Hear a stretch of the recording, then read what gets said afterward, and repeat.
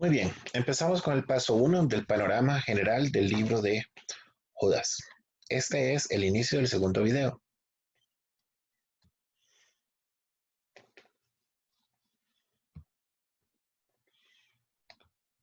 Si puedes observar en la hoja donde tienes el proceso del método inductivo, dijimos que lo primero que vamos a ver en el panorama general es buscar las palabras claves o los personajes claves.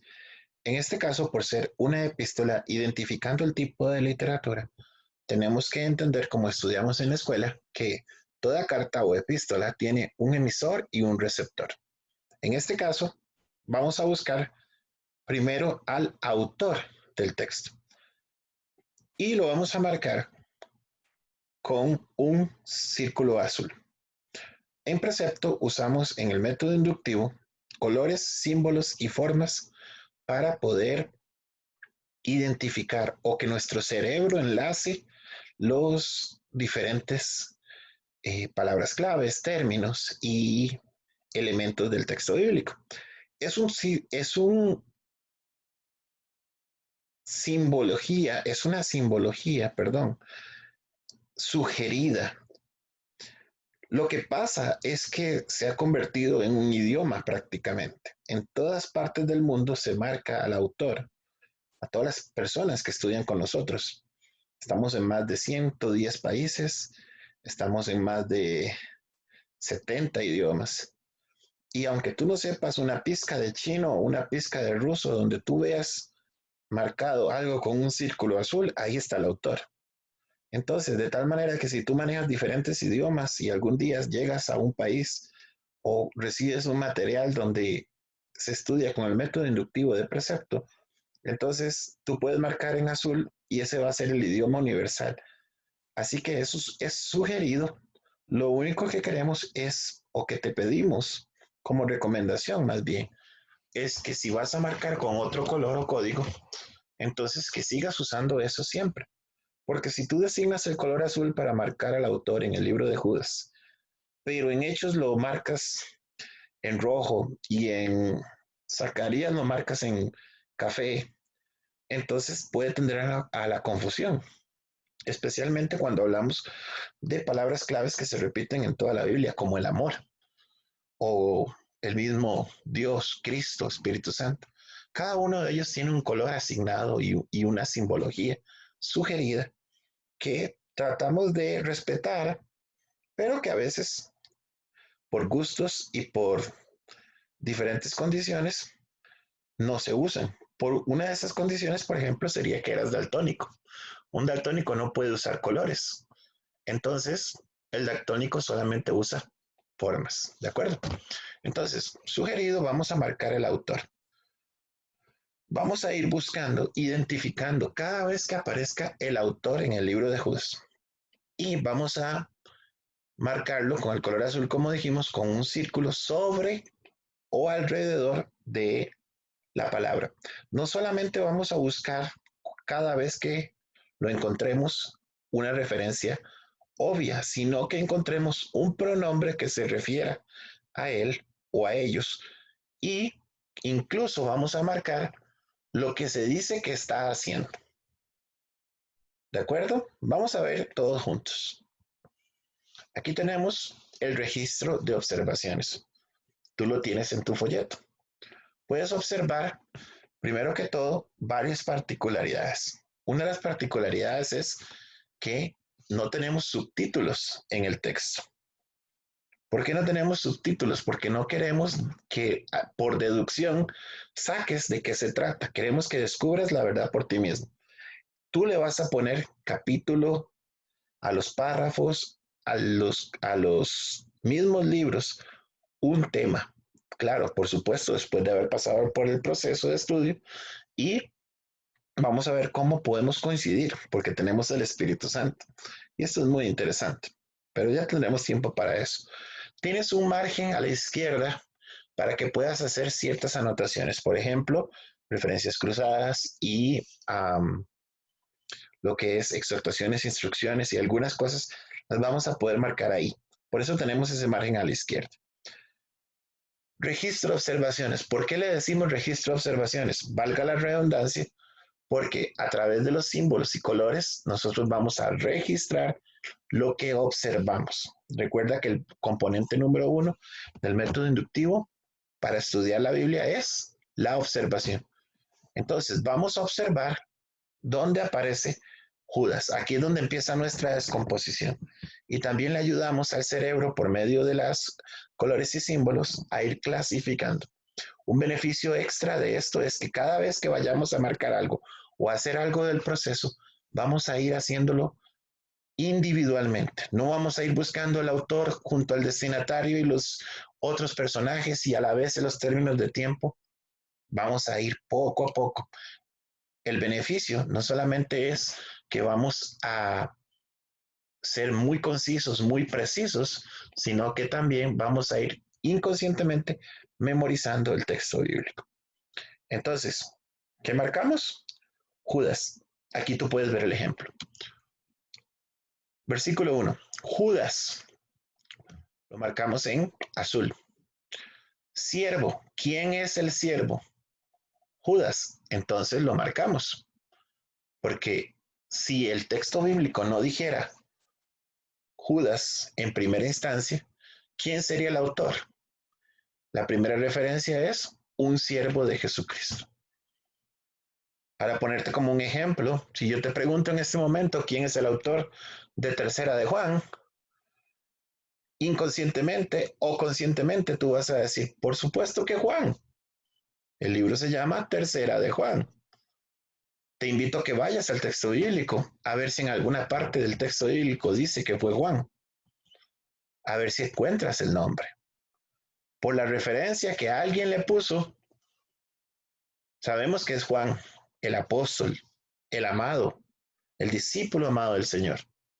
Pero no vas a encontrar el nombre de Juan en Tercera de Juan.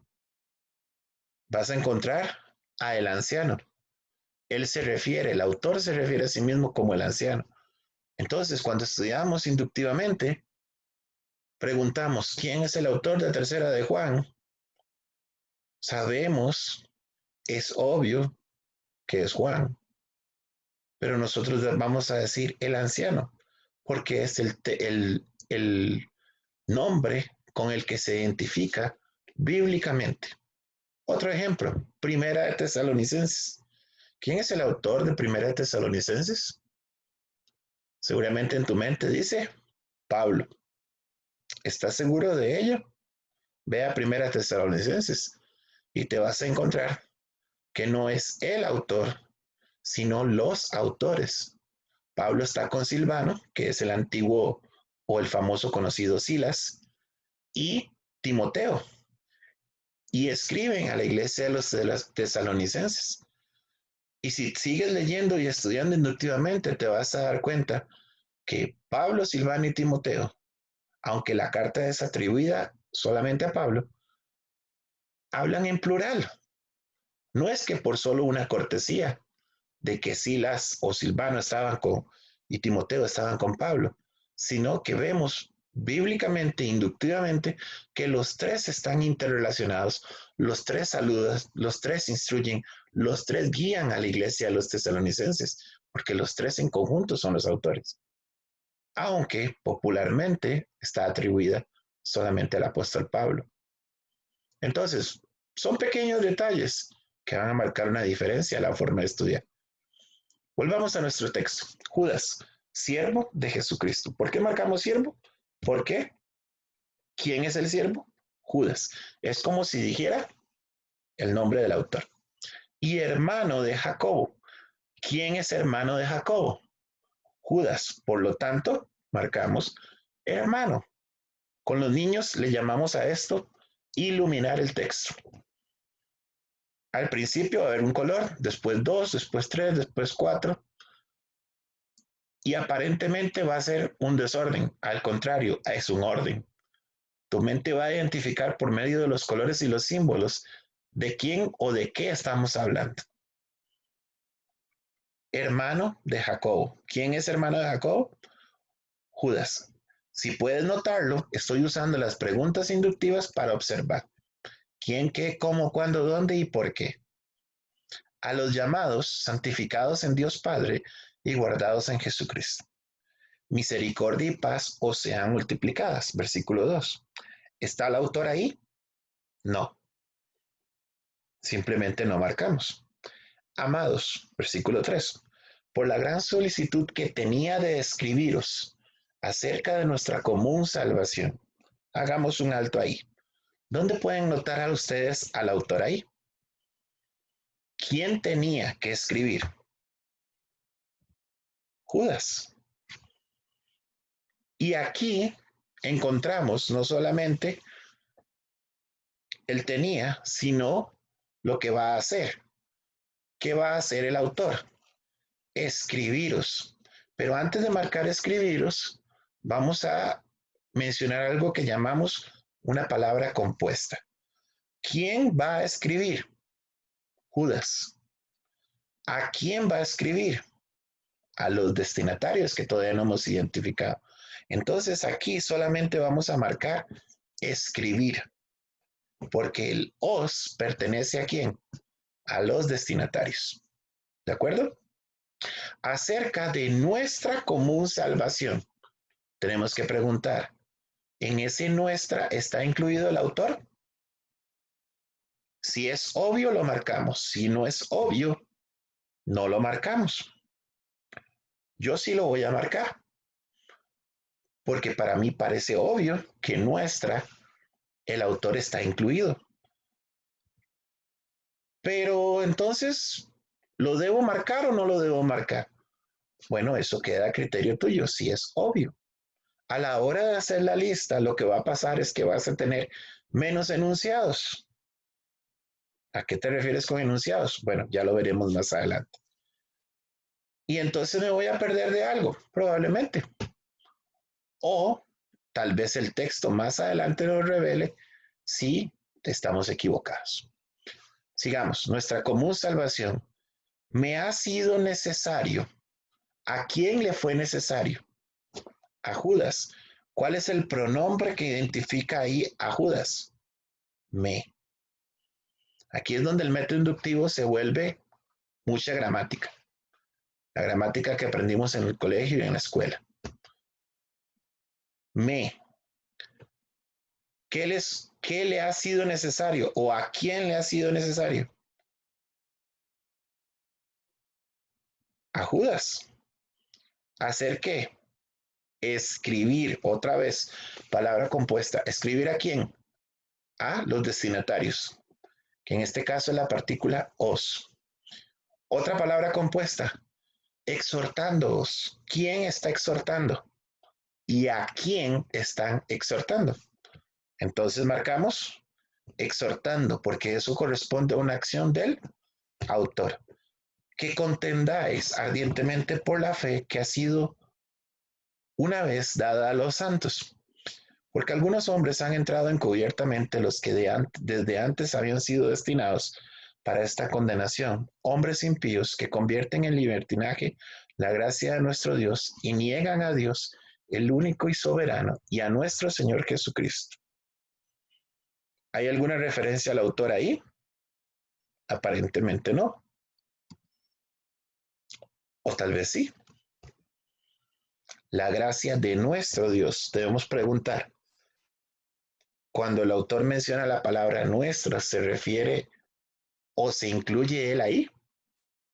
No necesariamente cada vez que encontremos una palabra en plural, o en este caso nuestro, o vuestra, o ustedes, según la versión que estemos usando, no necesariamente va a incluir a todos los que de todos los que estamos hablando. A veces va a ser solo un grupo específico, o varios donde no está otro grupo específico. Sigamos. Si ese nuestro involucra al autor, ¿dónde está más el autor en ese versículo? En nuestro Señor Jesucristo. Entonces, como puedes observar en esta primera diapositiva, hemos marcado a Judas, que es la referencia obvia. ¿Quién es él? ¿Qué hace? Es siervo. es hermano de Jacobo. ¿Y qué está haciendo? Y por eso marcamos tenía, escribir, de qué habla, de nuestra común salvación, etcétera, etcétera. Esto que estamos haciendo es la base para las listas. Y es en las listas donde vamos a aprender no solamente a clasificar la información, sino a sacar los perfiles e incluso cuando estudiemos a Dios, la teología de cada uno de las personas de la Trinidad. Sigamos. Mas quiero, ¿quién quiere? Judas, el autor. ¿Qué quiere hacer? Recordar, otra palabra compuesta, porque el os pertenece a los destinatarios, ya que una vez lo habéis sabido, que el Señor, habiendo salvado al pueblo, sacándolo de Egipto, después destruyó a los que no creyeron, y a los ángeles que no guardaron su dignidad, sino que abandonaron su propia morada, los ha guardado bajo oscuridad, en prisiones eternas para el juicio del gran día. Como Sodoma y Gomorra y las ciudades vecinas, las cuales de la misma manera que aquellos, habiendo fornicado e ido en pos de vicios contranaturales, fueron puestas por ejemplo, sufriendo el castigo del fuego eterno. No obstante, de la misma manera, también estos soñadores mancillan la carne, rechazan la autoridad y blasfeman de las potestades superiores. Pero cuando el arcángel Miguel contendía con el diablo, disputando por él por el cuerpo de Moisés, no se atrevió a proferir juicio de maldición contra él, sino que dijo, el Señor te reprenda. Obviamente el autor, al empezar a dar su mensaje, ya deja de ser protagonista en el texto para dar sus instrucciones y su mensaje. Entonces no tenemos nada. 10. Pero estos blasfeman de cosas que no conocen y en las que por naturaleza conocen, se corrompen como animales irracionales. Hay de ellos porque han seguido el camino de Caín y se lanzaron por el lucro en el error de Balán y perecieron en las contradicciones de Coré. Estos son manchas en vuestros ágapes, que comiendo impúdicamente con vosotros se apacientan a sí mismos. Nubes sin agua llevadas de acá por allá por los vientos, árboles otoñales sin fruto, 2 veces muertos y desarraigados. Fieras ondas del mar que espuman su propia vergüenza, estrellas errantes para las cuales está reservada a eternidad la oscuridad de las tinieblas. De estos profetizó también Enoc, séptimo desde Adán, diciendo, he aquí, vino el Señor con sus santas decenas de millares. ¿Está el autor en alguno de estos pasajes? No. Para hacer juicio contra todos y dejar convicto a todos los impíos de todas sus obras impías que han hecho impíamente y de todas las cosas duras que los pecadores impíos han hablado contra él.